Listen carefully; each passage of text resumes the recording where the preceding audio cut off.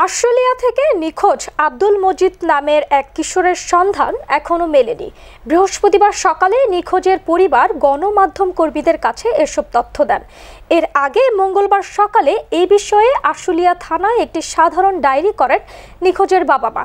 সুজন মিয়ার রিপোর্ট। আশুলিয়ার দক্ষিণ গাজীরচট আইনাল মার্কেট এলাকায় নাসিরের ভাড়া বাসায় মা বাবার সাথে থেকে দিনমজুরের কাজ করত আব্দুল মজিদ। তার মা বাবা স্থানীয় একটি পোশাক কারখানায় চাকরি করেন। নিখোঁজের বাবা আমিনুল হক অভিযোগ করে বলেন, 16ই মে সকালে তার ছেলে বাসা থেকে বের হয়ে আর ফিরে আসেনি। নিখোঁজ হওয়ার 2 দিন আগে প্রতিবেশী ফার্মেসি দোকানদারের ছেলে আরাফাত তার ছেলেকে রুম থেকে ডেকে নিয়ে যায়। নিখোঁজ হওয়ার পর থেকে তিনি বিভিন্ন জায়গায় খোঁজাখুঁজি করেও না পেয়ে থানায় একটি নিখোঁজের ডায়েরি করেন। এই ঘটনায় পুলিশ তদন্ত করতে আসলে তার ছেলে আরাফাতের সাথে ঘোরাফেরা করত এই কথা পুলিশকে জানায়। পুলিশ চলে যাওয়ার পরে আরাফাতের বাবা থানায় জিডি করার বিষয়ে হুমকি দেন এবং থানা থেকে জিডি না উঠালে উল্টো মামলা করবেন বলেও হুমকি দেন।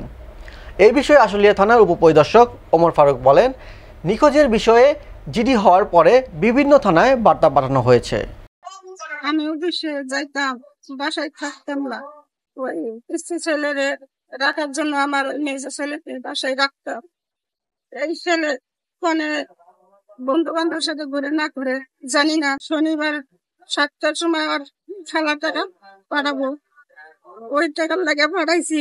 ওই টাকার সরো তোলারে পাঠাই দিয়ে ও অফিসে চলে গেছে।